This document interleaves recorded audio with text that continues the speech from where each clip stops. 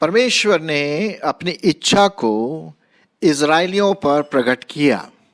मूसा जो उनका अगुवा था, उसके द्वारा परमेश्वर ने मूसा से कहा कि तू इन लोगों को, जो मेरे कहलाते हैं इज़राइली जो लोग हैं, उनसे ये बातें कह कि क्या मेरी इच्छा उनके प्रति है और उनको क्या करना चाहिए, ताकि वे आशीषित रहें और परमेश्वर के लोग कहलाए जाएं। और उसी प्रकार से जिस प्रकार से परमेश्वर ने इज़राइल की चिंता की, वो चाहता है कि इज़राइल उसकी 5 चीज़ों में उसकी इच्छा को पूर्ति करें। परमेश्वर चाहता है कि मैं और आप, जो एक तरह से आत्मिक इज़राइली हैं, एक चुना हुआ वंश है, आत्मिक लोग हैं, उसी प्रकार से वो 5 चीज़ें, 5 विशेष बातें परमेश्वर आपसे और मुझसे चाहता है। और जैसे कि आप इस स्लाइड में देख रहे हैं कि किस प्रकार से लोग, ढेर सारे लोग वहाँ पर खड़े हुए हैं और उनका जो एरो है, तीर है, वो परमेश्वर की इच्छा को पूरा करना है। और हम लोग, हम जो विश्वासी हैं, उनको कैसे परमेश्वर को कैसे हम खुश रखें उसकी इच्छा को पूरी करते हुए। लेकिन इससे पहले कि हम ये बात देखें, हम ये देखें कि परमेश्वर आपसे और मुझसे क्या चाहता है, जो वो इज़राइलियों से चाहता था। और वही बात आपके लिए और मेरे लिए भी बिल्कुल सिद्ध बैठती है। इससे पहले कि मैं और आगे बढ़ूं, मैं आपके लिए पढ़ूंगा व्यवस्था विवरण उसका 10 अध्याय, व्यवस्था विवरण उसका 10 अध्याय और उसका 12 से 21 पद। आप इन वचनों को सुनिए, क्योंकि ये परमेश्वर का वचन है। अब हे इज़राइल, तेरा परमेश्वर यहोवा तुझसे इसके सिवाय और क्या चाहता है कि तू अपने परमेश्वर यहोवा का भय माने, उसके सारे मार्गों पर चले, उससे प्रेम रखें और अपने पूरे मन और अपने सारे प्राण से उसकी सेवा करें। और यहोवा की जो जो आज्ञा और विधि मैं आज तुझे सुनाता हूँ, उनको ग्रहण करें, जिससे तेरा भला हो। सुन, स्वर्ग और सबसे ऊंचा स्वर्ग भी और पृथ्वी और उसमें जो कुछ है, वह सब तेरे परमेश्वर यहोवा ही की है। तो भी यहोवा ने तेरे पूर्वजों से स्नेह और प्रेम रखा, और उनके बाद तुम लोगों को, जो उनकी संतान हो, सब देशों के लोगों के मध्य में से चुन लिया, जैसा कि आज के दिन प्रकट है। इसलिए अपने अपने हृदय का खतना करो और आगे को हठीले न रहो, क्योंकि तुम्हारा परमेश्वर यहोवा वही ईश्वरों का परमेश्वर है और प्रभुओं का प्रभु है।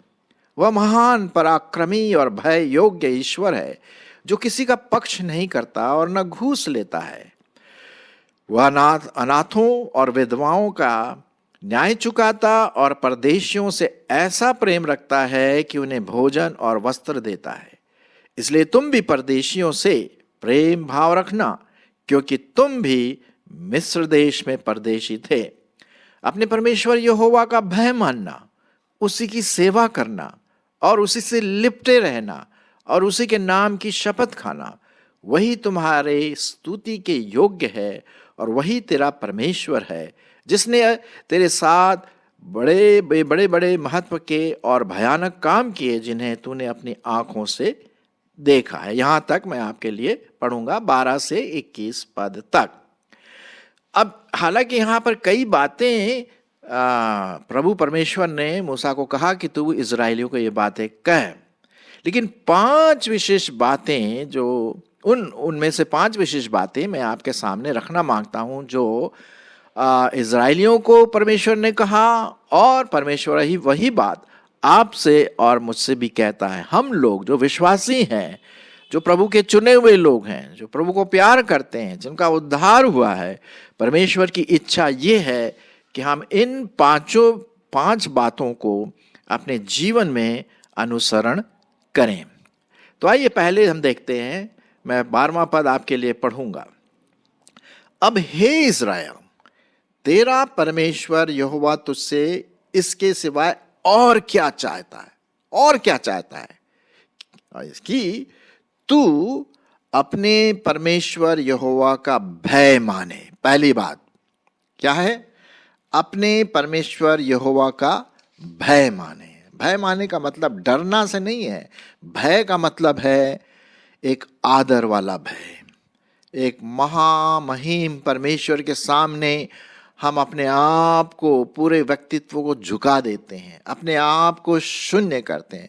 उस प्रकार का भय जो, जैसे कि अगर कोई हमारे घर में कोई आता है, महान व्यक्ति, कोई नेता या चीफ मिनिस्टर या प्रधानमंत्री, तो हम डरेंगे नहीं, लेकिन हमारे मन में एक प्रकार का आदर वाला भय रहेगा, है ना, एक स्तुति वाला भय रहेगा।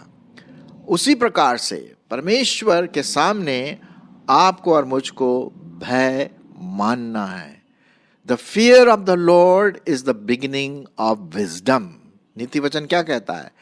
परमेश्वर का भय मानना ही बुद्धि का आरंभ है। धन्य है वह व्यक्ति जो बुद्धिमान है। और बुद्धिमान कैसे होगा? जो परमेश्वर का भय मानता।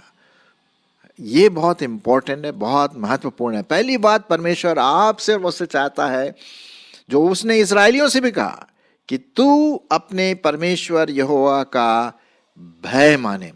जब हम परमेश्वर का भय मानेंगे ना, तो हम पाप करने में थोड़ा रुकेंगे, हम पाप नहीं करेंगे, क्योंकि हम परमेश्वर का भय मानते हैं। परमेश्वर कहीं क्रोधित ना हो जाए, अरे नहीं, मुझे ऐसी बात नहीं सोचना चाहिए, मुझे ऐसा काम नहीं करना चाहिए, क्योंकि मैं परमेश्वर का, वो मुझे देख रहा है। तो पहली बात, जैसे मैं बताया, परमेश्वर का भय माने। दूसरी बात, जो 5 बातों में दूसरी बात जो आपको और मुझको करना है, जो इजराइलियों को करना था, और वो है उसके मार्गों पर चलें, उसके मार्गों पर चले, उसकी आज्ञाओं का पालन करें। परमेश्वर यही चाहता है। और क्या चाहता है? और क्या चाहता है? परमेश्वर का भय माने और उसकी आज्ञाओं का पालन करें, क्योंकि आज्ञाओं का पालन करना बलिदान से बहुत उत्तम है। और याकूब की पत्री भी यही कहती है कि भाई देखो, वचन पढ़ने से थोड़ी कुछ होगा, जब तक कि वचन मेरे दिल, दिमाग, व्यक्तित्व में न उतरे प्रायोगिक रूप में, प्रैक्टिकल रूप में, तो क्या फायदा? बिल्कुल भी कोई फायदा नहीं होगा, है ना। तो दूसरी बात, विशेष बात जो हम लोगों को परमेश्वर की इच्छा को पूरी करने की जरूरत है, उसमें यह है कि हम उसके बताए हुए मार्गों पर चलें, उसकी आज्ञाओं का पालन करें। प्रकाशित वाक्य उसका 1 और 3 पद में क्या लिखा है, शायद आप जानते होंगे। यहाँ पे लिखा हुआ, मैं पढ़ लेता हूँ। प्रकाशित वाक्य उसका 1 अध्याय और 3 पद। धन्य है वे जो इस भविष्यवाणी के वचन को पढ़ता है, वे जो सुनते हैं और इसमें लिखी हुई बातों को मानते हैं, मार्गों पर चलते हैं, क्योंकि समय निकट है। तो दूसरी बात क्या है? हमें परमेश्वर के मार्गों पर पूरी रीति से चलना है, भय मानना है और फिर उसके आज्ञा का पालन करना है। तीसरी बात, उससे हमें क्या करना है? परमेश्वर की इच्छा क्या है आपके लिए और मेरे लिए? लिखा हुआ है, उससे प्रेम रखें। हाँ, परमेश्वर का प्रेम हमारे जीवन में रहे, उसके वचन से प्रेम रखें, है ना, क्योंकि वो हमसे प्रेम करता है। हम इसलिए प्रेम नहीं करते कि हम अपनी तरफ से, पहले उसने हमसे प्रेम किया और अपने इकलौते पुत्र को हमारे लिए भेज दिया, अर्थात यीशु मसीह को। हमारे पापों के लिए वो बलिदान हुआ, मुर्दों में से जी उठा और आज जीवित परमेश्वर है। इसीलिए आपका मेरा कर्तव्य क्या होता है कि हम पूरे तन मन धन के साथ परमेश्वर से प्रेम रखें, उसके साथ हम बने रहें। भाई देखिए, जब हम परमेश्वर से प्रेम रखेंगे तभी तो हम उसकी आज्ञाओं का पालन करेंगे, तभी तो हम उसका भय मानेंगे। भाई जिससे आप प्रेम रखते हैं तो उसकी हर इच्छाओं को आप पूरा करते हैं कि नहीं। अब जैसे कि हमारे माँ बाप होते हैं या हम भी माँ बाप हैं, तो हमारे बच्चे क्या है, अगर हमसे प्रेम करते हैं तो हम भी उनसे प्रेम करेंगे और उनको तरह तरह की जो आशीषें हैं साथ में देंगे। हम भी अपने माता पिता का भय मानते हैं, प्रेम करते हैं, तो वो भी हमें आशीष देता है। तो ये बहुत ज़रूरी है, सबसे पहले हमारा प्रेम उस जीवते परमेश्वर के सामने हो। और सिर्फ परमेश्वर से प्रेम करें और उसके साथ साथ एक दूसरे से भी हम प्रेम करें, एक दूसरे विश्वासी भाई बहनों से या कोई भी व्यक्ति क्यों ना, लेकिन सबसे प्रथम फॉरमोस्ट पहली बात है कि हम परमेश्वर का भय तो मानना है, प्रेम रखें। उसके बाद चौथी बात हम देखते हैं, जरा मैं पढ़ लेता हूं पूरा पद ताकि आप उसके पूरे संदर्भ को समझ सके। अब हे इज़राइल, तेरा परमेश्वर यहोवा तुझसे इसके सिवाय और क्या चाहता है कि तू अपने परमेश्वर यहोवा का भय माने, जिसके बारे में हमने देखा पहली बात। दूसरी बात, उसके सारे मार्गों पर चले। तीसरी बात, उससे प्रेम रखें। और चौथी बात, अपने संपूर्ण मन और सारे प्राण से उसकी सेवा करें। हाँ, ये बहुत इंपॉर्टेंट है, ये बहुत महत्वपूर्ण है। परमेश्वर चाहता है, ये उसकी इच्छा है कि हम लोग, विश्वासी लोग जो हैं, उसकी इस बातों को ध्यान दें जो परमेश्वर का वचन कहता है। पूरे मन से, पूरे आधे मन से नहीं, पूरे मन से और अपने सारे प्राण से उसकी क्या करें? सेवा करें। अब सेवा करने का मतलब यहाँ पर ये नहीं है कि भाई आप पास्टर बनिए या इवेंजलिस्ट बनिए, वो तो है ही, वो तो हम सबों को करना है। हमें सेवा करने का मतलब है जहाँ भी मौका मिलता है एक दूसरे की सहायता करें, चाहे वो चर्च में हो, अन्य जातियों के साथ हो, अपने माता पिता, परिवार, कलीग्स हमारे साथ जो काम करते हैं, हम जो भी काम करें परमेश्वर की महिमा के लिए करें। ये उसकी सेवा है, ये उसकी सेवा, और पूरे मन से करें। अब जैसे कि उदाहरण के रूप में अगर कोई मेरे से बोलता है भाई कि आप ये कमरा साफ करिए, तो आप सोचेंगे यार मेरे को प्रचार करने के लिए तो बोला नहीं, कमरा साफ करने के लिए बोला है। कभी कभी ऐसे विचार आ सकते हैं, है कि नहीं? भाई सेवा का मतलब कुछ लोग ये समझते भाई सामने खड़े होकर के प्रचार करो, उपदेश दो। नहीं, वो तो है, लेकिन उसके अलावा और भी दूसरी सेवा है जो हम कर सकते हैं। तो अगर कोई मुझसे बोलता भाई ये कमरा साफ करो, यहाँ पर हम मीटिंग करेंगे, तो ये मेरा कर्तव्य हो जाता है आपका कि हम पूरे मनसा के साथ, पूरे दिमाग के साथ, पूरे मनसा के साथ हम उसको अच्छी तरह से साफ करें, क्योंकि ये सेवा है परमेश्वर की दृष्टि में। ये क्या है? सेवा है। जी हाँ, और परमेश्वर इसको इसको देख करके आनंदित होता, उसकी इच्छा की पूर्ति कर रहे हैं हम। ये उसकी सेवा, चाहे छोटे काम हो चाहे बड़े काम हो।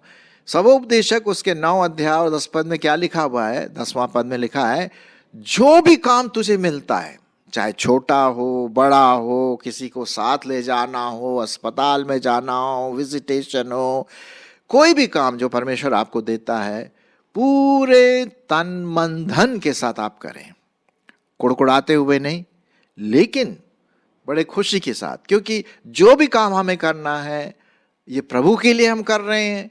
प्रभु ने मुझको और आपको रखा हुआ है। अगर खाना बनाने का काम दिया परमेश्वर ने, बड़े आनंद के साथ करें। झाड़ू लगाने का काम परमेश्वर ने दिया है, आनंद के साथ करें, क्योंकि ये सब क्या है? अपने मन से जब हम करते हैं, सारे प्राण से करते हैं, तो ये उसकी सेवा है। इसीलिए परमेश्वर ने आपको और मुझको इस समाज में, इस चर्च में, इस कलीसिया में रखा है कि हम उसकी सेवा करें। काउंसलिंग एक सेवा है, टीचिंग एक सेवा है। हाँ, बैठ करके किसी की बातों को सुनना, उसको सांत्वना देना, प्रार्थना करना, ये क्या है? सेवा है। तो जैसा वो इजरायलियों से चाहता था, आज आपसे और मुझसे भी परमेश्वर चाहता है। तो ये चौथी बात हो गई। पहली बात, परमेश्वर का भय माने। दूसरी बात, उसके मार्गों पर चले। तीसरी बात, परमेश्वर से प्रेम रखें। चौथी बात, पूरे मन और सारे प्राण से उसकी सेवा करें। एक और बात है, हालांकि और भी बात बीच में आती हैं जो मैंने अभी आपके सामने पढ़ा, लेकिन 21वां पद बहुत इंपॉर्टेंट है। हालांकि और भी पद है जो बहुत इंपॉर्टेंट, लेकिन 21वां पद में आपका ध्यान वहां पर बांटना मांगता हूं। वही तुम्हारी स्तुति के योग्य है। हाँ, वही तेरा परमेश्वर है। तो 5वीं बात हमें क्या करना है? परमेश्वर की स्तुति, गान, महिमा, प्रेज, वर्शिप, आराधना, आपको और मुझको करना है, क्योंकि परमेश्वर ने आपको और मुझे क्यों बनाया? उसकी महिमा के लिए। लिखा हुआ है परमेश्वर के वचन में कि मैंने लोगों को इसलिए बनाया कि वो मेरी स्तुति करे, मेरी महिमा करे, मेरी आराधना करे। तो मेरे प्रियो, चाहे वो स्तुति गीत के रूप में हो, चाहे वो प्रार्थना के रूप में हो, बोलने के द्वारा हो, वचन पढ़ने के द्वारा हो, हाथ उठाने के द्वारा हो, हाथ उठा करके प्रार्थना करने के द्वारा, आराधना करने के द्वारा, ये क्या है? स्तुति रूपी बलिदान। पांचवी बात, परमेश्वर की ये इच्छा है कि परमेश्वर की हम स्तुति आराधना करें। 21 पद में आपके लिए पूरा पढ़ देता हूं ताकि आप इसको अच्छी तरह से समझ सके। वही तुम्हारी स्तुति के योग्य है और वही तेरा परमेश्वर है जिसने तेरे साथ वे बड़े महत्व के काम और भयानक काम किए हैं जिन्हें तूने अपनी आंखों से देखा है ना। तो हम देखते हैं यहां पर कि परमेश्वर ये कहता है कि तुम मेरे लिए स्तुति गान करो। इसीलिए हम जब चर्च जाते हैं, गीत गाते हैं कि नहीं? आप कलीसिया में जाते हैं, जहां भी जाते होंगे, आप प्रार्थना करते हैं, शेयर करते हैं, गवाही देते हैं, वो भी एक स्तुति की बात होती है। अभी थोड़ी देर पहले हमारे घर में हमारे पास्टर जी आए थे और वो गवाही की बात कर रहे थे, कैसे परमेश्वर ने उनके जीवन में कार्य किया। ये क्या है? ये स्तुति है, आराधना है, परमेश्वर की महिमा। ये उसकी इच्छा है। परमेश्वर की इच्छा ये है। ये 5 बातें जो मैंने आपके सामने आज रखी कि हम परमेश्वर के बेटे बेटियां होने के कारण हम ये 5 बातें, और भी बातें हैं, जरूर है, उसको करना है, लेकिन ये जो 5 बातें विशेष करके आज मैं आपके सामने रखना मांग रहा हूं कि हम लोग उस परमेश्वर, जीवते परमेश्वर को के साथ करें। पहला क्या है? याद है आपको? चलिए आप देखें कि पहला है हम परमेश्वर का भय माने। ठीक है, आदर वाला भय, जैसे कि मैंने शुरुआत में कहा।